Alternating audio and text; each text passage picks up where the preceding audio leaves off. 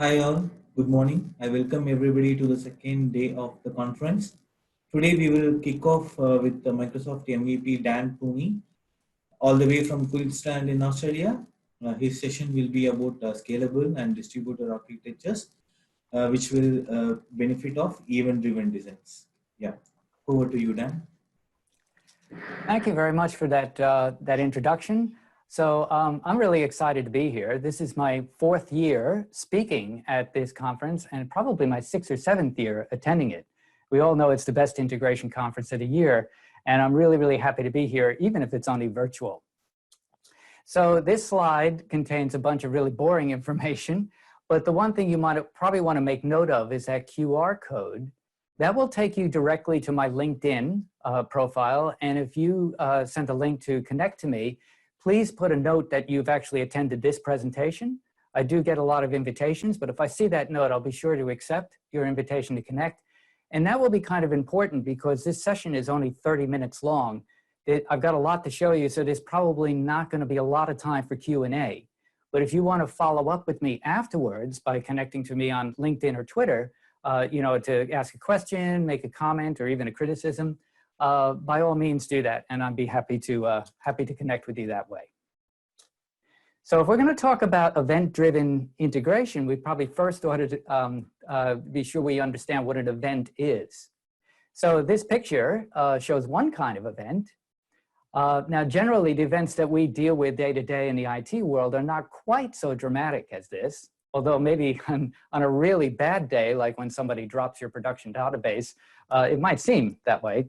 But essentially, we can agree that an event is when something happens. And more to the point, someone or something, be it a person or a system, is interested in that event and wants to receive a notification about it. And the reason they want the notification is typically that will trigger some sort of an action from that. Now, in order to do that action, they need the information in the event. So the event is based on facts. Now, an important point here is that events generally should be pretty lightweight. It should be just the facts that are necessary for the recipient to be able to take action on that. So it's not like you're passing a huge amount of data. And yesterday in Kevin's presentation, he mentioned about the difference between discrete or series-based events. I'll just cover that very briefly now. So discrete events are essentially standalone events. They are significant in of themselves. They don't rely on other events around them to make them significant or actionable. So a perfect example of this is that a file is created in a container or a directory. So a subscriber who's interested in that file, all they need is that one event for them to be able to do something with it. The difference with a series-based events is that that event really only takes on significance when it's looked in the context of the other events that are around it. And typically, with these kind of events, if you can plot them on a graph, that's probably an indication that they're series-based events. An example of this would be the temperature in this room hits 25 degrees Celsius. That event in itself is not necessarily very significant. But if in 2 minutes' time it's 28 degrees, and in 5 minutes' time it's 33 degrees, then there is significance. And that significance is based on the fact that you can analyze it and see that there's a trend that is happening. Now, the reason I mentioned the difference between these two is because the kind of platform that you would use to manage discrete events versus series events would be different because there are different requirements. And I'll talk a little bit more about that later. The other distinction I want to make is the difference between event-driven versus event sourcing. So event notifications are event-driven. So basically you have something that's basically sending out announcements about various state changes that are happening. And it's assuming that someone somewhere may be interested in those state changes, but they don't really care. It's completely decoupled from the recipients of it.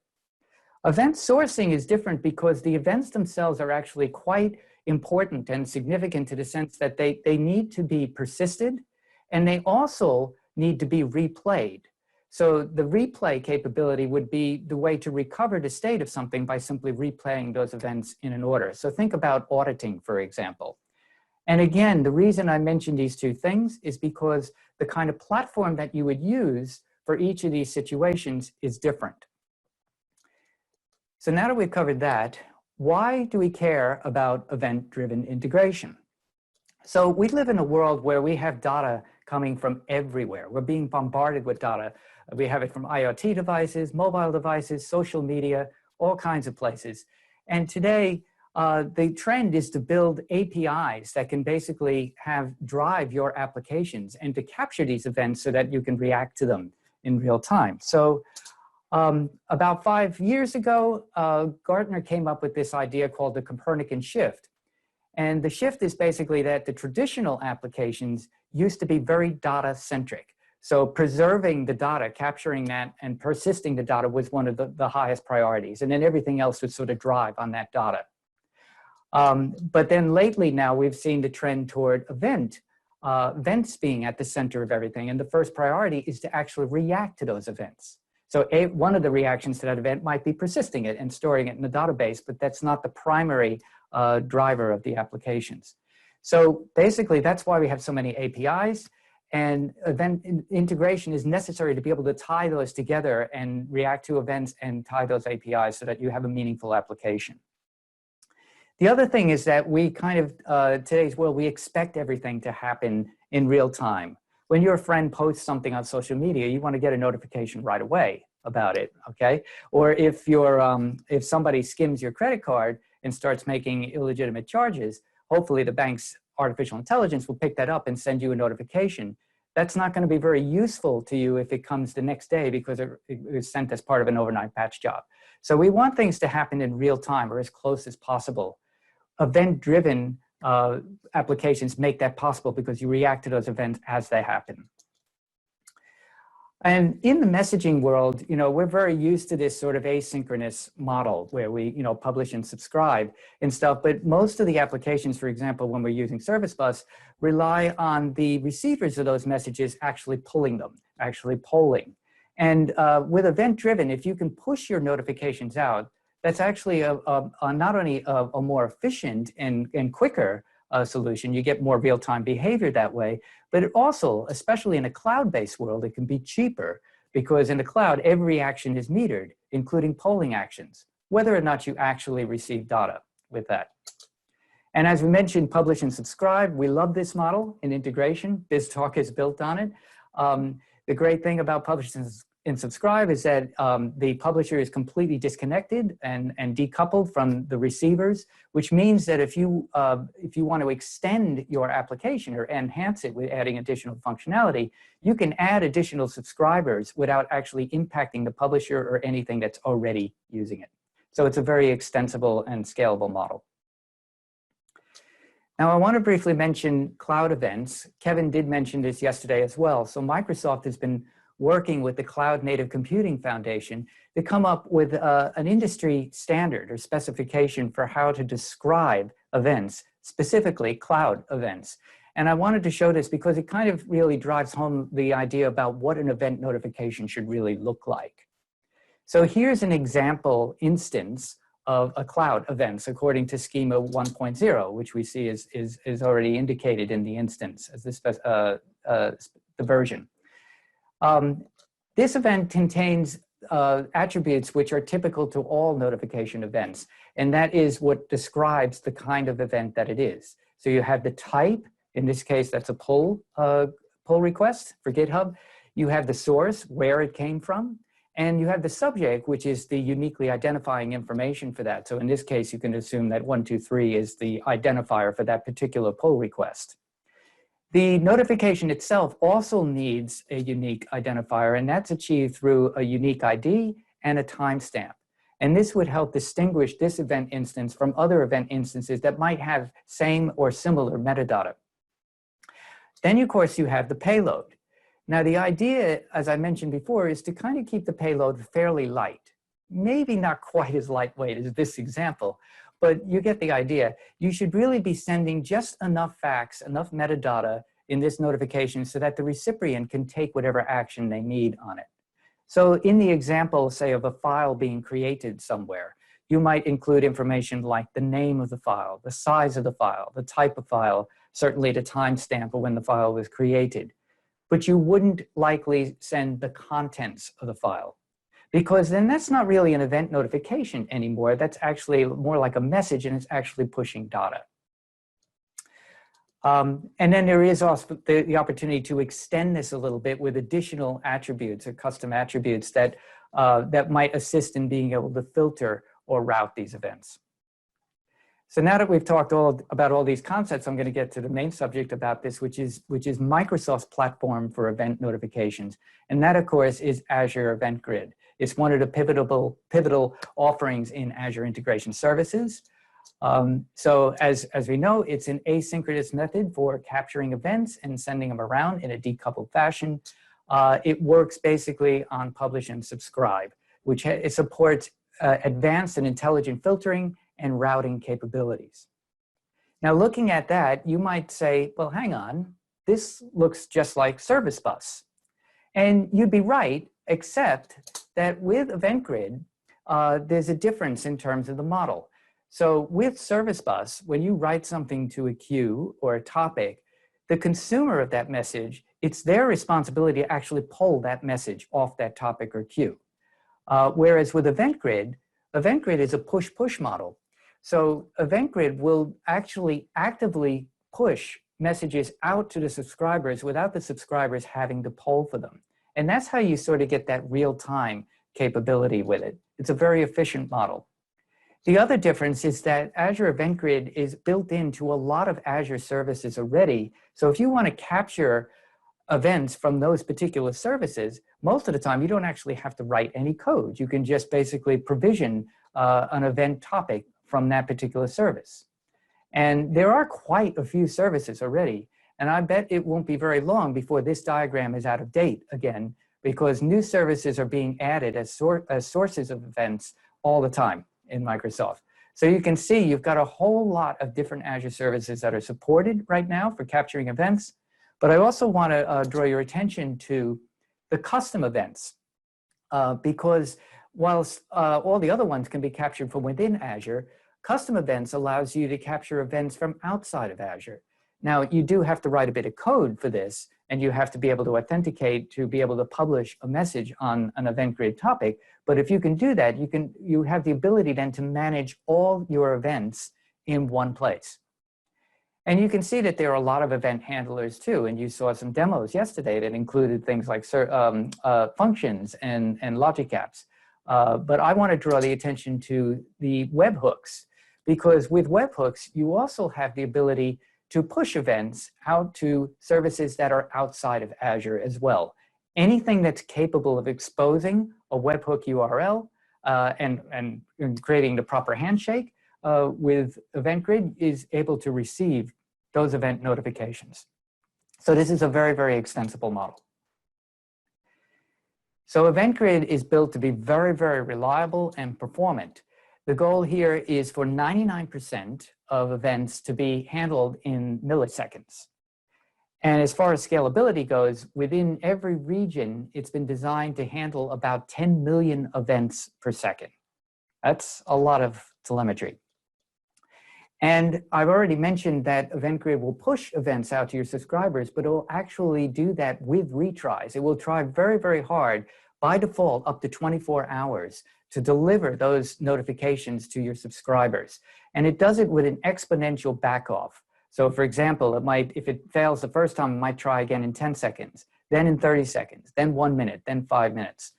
And it's also smart enough to randomize those retries just a little bit, so that if you have a service, say, that's being overwhelmed with messages and a lot of the notifications aren't getting through, if you just kept retrying all of the events at the same time, you just keep moving that down the line. But by randomizing it a little bit, it fans it out so that it gives that service a chance to accept it. Now, yesterday, Kevin showed you a very impressive statistic at toward the end of his presentation, where he said that Azure messaging services currently handle 75 trillion requests per month. So I've now broken that down by day, and it comes up with roughly 2.5 trillion requests per day. And that success rate of nearly 6 nines is very, very impressive. I don't think you're going to get any better SLA metric from any messaging service than that. But at the same time, it's important to understand that even with an SLA of that high, when you're dealing with this quantity of requests, I don't know how well you can do the math inside your head, but that still winds up to be a pretty big number of failures. Now, the reason I'm mentioning this is not to embarrass Microsoft, because those are still very impressive stats. You will never get 100% SLA from any messaging service. The point is that you do need to build your applications with failures in mind. You need to be able to have a way to handle that. Now, fortunately, Event Grid does help you a little bit about that because it supports dead letter handling. Now, it's not turned on by default. When you create your topic and your subscription, you can choose to turn this on. It's an optional setting. And when you do that, you have to provide it with a blob container in a storage account so that you have some place to send those events that can't be pushed out to the subscribers. But at least those events are preserved. So if that's important to you, you can do that. And then you could perhaps write another event grid that picks up those dead letter things and sends it somewhere else. So there's a lot of ability there to create a resilient application, but you got to put that a little bit of extra effort in. So you can enable this setting in the portal, or you can do it by PowerShell or CLI. And that QR code and link will take you to an excellent article that will show you how to set all that up, as well as also configuring custom retry policies. So I mentioned before that Event Grid will, by default, keep trying up to 24 hours, but you can change how that works too if you want to. Now, just a few limitations to be aware of. Currently in GA, it's 64 kilobyte message size limit, but in preview, it's supporting up to 1 megabyte. Still, we would encourage you to keep those messages small, right? One of the reasons that Event Grid can be so performant and handle such quantity of messages is because they're intended to be quite small. They're just notifications, right? The other thing is that there's no guarantee of ordering in terms of delivering those events, and there's certainly no ability to replay them. So that means that Event Grid is not really a very good platform for event sourcing, if that's what your goal is. For that, you probably want to use event hubs. I'll talk about that in a moment. And I've already talked about the retry capability and also the dead lettering. So if you want to create an Event Grid topic, there's two ways to do it. In Azure, if you're using an Azure service as a source of events, you can actually create it directly from the source. So for example, a storage account, which supports Event Grid, you will find that there's an Events tab in the dashboard of that storage account. And from there, you can create a new event subscription. Now, you can't see this whole screen. I couldn't fit it, but there's actually about 9 or 10 the different sort of quick starts there. So you can see logic app and functions there. The more options is something you choose if you want to do something a little bit more particular, like maybe send it to a custom webhook. But you have the ability to create the topic and the subscriptions right from the source of the events. The other method is you can create the topic and the subscription from the subscriber itself. So for example, in this case, we're looking at a logic app, and the trigger for that logic app is going to be an Event Grid trigger. So, and I'll actually show this in the demo. So when you create that trigger, that will actually set up the topic and the subscription for you. Now, briefly, I wanted to discuss the difference between these services because sometimes it can be confusing to understand when to use what. So Service Bus is about messaging, not eventing. This is enterprise-level messaging with some very advanced features, support for transactions, sessions, deduplication, auto-forwarding, dead lettering, and all of that. It is meant for messaging, and generally, this is when there's an expectation that when a message is delivered, somebody's going to do something with it. Event Hub is similar to Event Grid in that it's designed to handle events at a massive scale, but it's really kind of designed more for data streaming. And one of the important features about Event Hub is that it actually does persist the events, and it has the ability to replay them. So there's that concept of being like a tape recorder, right? And therefore, Event Hub is a really good choice if you want to do event sourcing, where you need to be able to replay events to recreate a state. Event Grid, as you know by now, is about reactive programming, and it's about simply pushing out notifications. And once it pushes those notifications out, they're gone. So it's just basically like a fire hose. There's no persistence once the subscriptions are filled. And if you go to this QR code or that link at the bottom, you can find an excellent article that talks about these comparisons in more detail, not just for these 3 services, but several other services as well, like storage queues, for example. So you really get a better idea of what to use when. Now, I've got 10 minutes left. I did have 2 demos, but I don't think I'm going to have time to do the first one. It would have been a very simple demo where I simply set up an event grid subscription based on items arriving in a storage blob. And it takes about 3 minutes to do it, but that's if I'm not talking through it. If I talk through it, it takes 5 minutes. So I'm going to skip that demo because I think you could see that one pretty easily and go to the second demo, which is a little bit more interesting. This is a bit more complex, so I've already pre-built it, but I kind of want to walk you through how it goes. If you can imagine that I'm a developer at an organization, and I've been provisioned a virtual machine in Azure, but I'm getting really tired about how long it takes to Visual Studio to compile my code. And since I've been given virtual machine contributor access, I can actually go in and realize, hey, I can scale up this machine and make it beefier. Well, my manager is a little smarter than I give him credit for, so he's actually created an event grid subscription on the resource group where that virtual machine lives. Now, unfortunately, virtual machines are not yet supported as event sources for Event Grid, so we have to go to the resource group to capture this. So when I resize that machine, that's going to send an event notification, which is going to trigger a logic app workflow. The event notification will have the URL to the VM, and it will say that the VM has been changed, but it won't give any further detail than that. I need to know what the VM size is, the new size of it. So to do that, I call out to an Azure function, which goes and queries that VM to get the current size. It then takes that size and calls another Azure function, which goes out to table storage to look up a table of allowed sizes. And depending on whether or not the new size is within that allowed list, it will send a notification email to my manager and basically tell them whether I'm being naughty or not. Now, yes, you can probably, well aware that you could probably do this a lot easier with Azure policy, but it is, for the purposes of a demo, it kind of gives a great illustration of event-driven integration. So I'm going to go over now to my demo, and you should be able to see my Outlook inbox, which right now is empty. There's no email messages in there. That's going to change pretty soon. So now what you're looking at is the dashboard page from my Logic app that's subscribing to these event notifications. And you'll see that as of right now, there are no recent runs that have occurred. I'll just refresh that to make sure. What I'm going to do now is I'm going to go into my virtual machine. And you'll see that the current size of this virtual machine is a DS11. It's only got 14 gig of RAM. That's just obviously not enough for me. I'm going to change that to a DS12. And I'm going to go hit the resize. Now, that's not going to take very long because the virtual machine isn't actually running right now. But while it's doing that resize, I'll walk you through the Logic app. So what we have is an event grid trigger. And you can see that you provide your subscription. You need to provide the resource type. And there's a few that are supported in here. Unfortunately, not VMs yet. So I'm using the resource group. And then I give the resource group name, which is the resource group where my VM lives. And then you can choose for a resource group, you get a few different kinds of events that you can capture.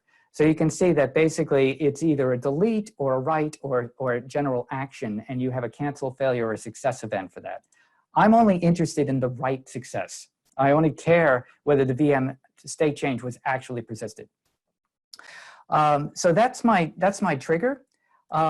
Then the problem with this resource group is that any change that happens in that resource group is going to trigger this. But I'm only interested in virtual machine events. So I have to kind of put this condition in that says that the subject, which is going to be the URL to the resource, contains virtual machine in it. If it doesn't, then it'll just terminate out of the Logic app at the moment.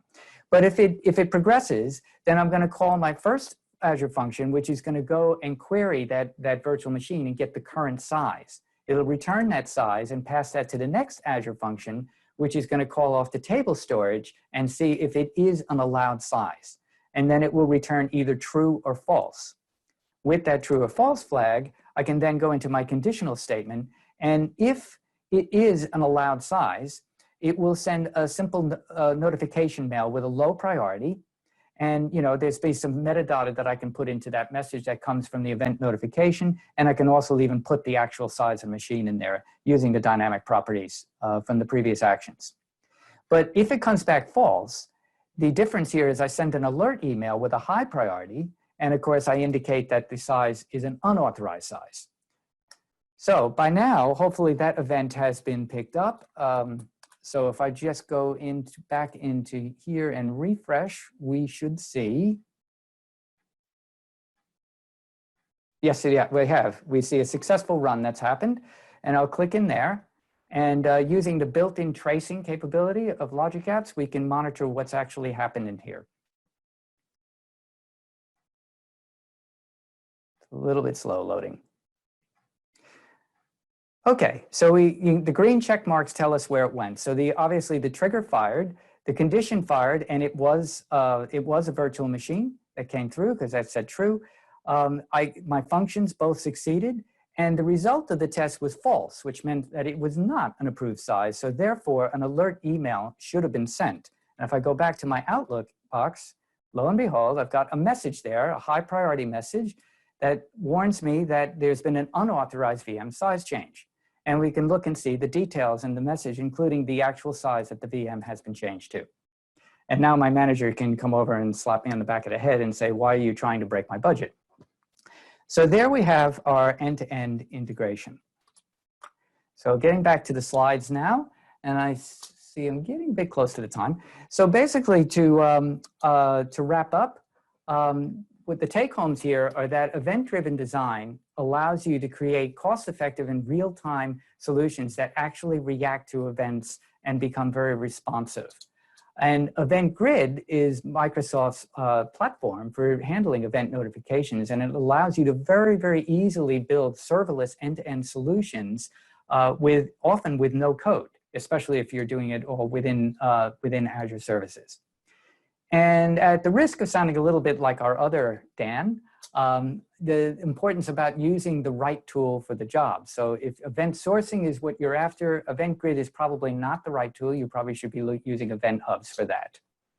And just to stress that there were no sports harmed in the making of this presentation. So I think I've got about 2.5 minutes left. I'll just put these details up on the slide, but meanwhile, I'll have a look and see what we have in the Q&A.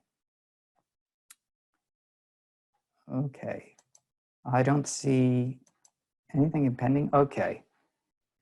All right, here we go. So we got a couple of questions here. All right. Do you know anything about networking control capabilities for Event Grid coming in the roadmap?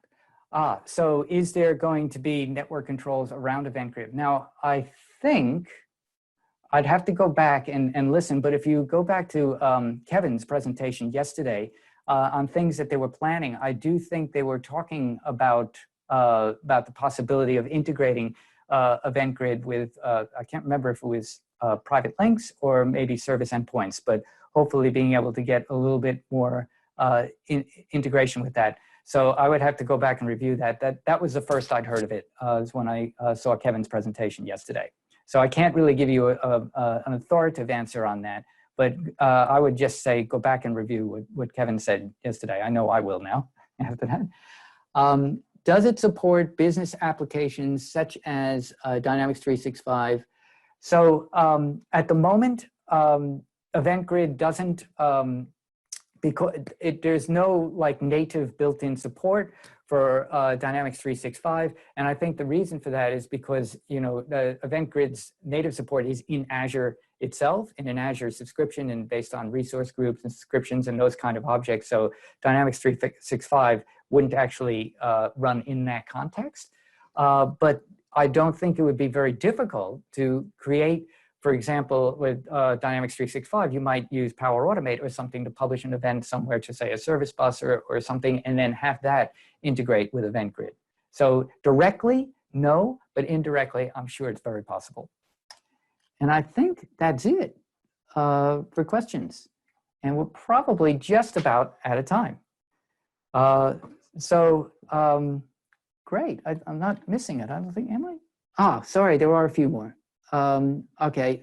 Will Event Grid ever support ordering? I would say no. I would say that's what you use Event Hubs for, to do that, because Event Grid doesn't persist the messages beyond just being able to get it out to the subscribers. And I think probably going to be out of time. Can we find example demo online? My particular example is not published at the moment, but I could see about maybe taking those functions and stuff and putting it in GitHub. If I get a chance to do that, I'll certainly publish and put a notification out about that. Is there a transaction limit for Event Grid? So there's that retry capability up to 24 hours by default. That's what's meant by transactions, really. It doesn't support transactions per se, as in like rollback capabilities like Service Bus does. But Event Grid, as far as being able to deliver messages out to the subscriptions, it will keep trying for up to 24 hours by default. But you can also modify that policy a bit.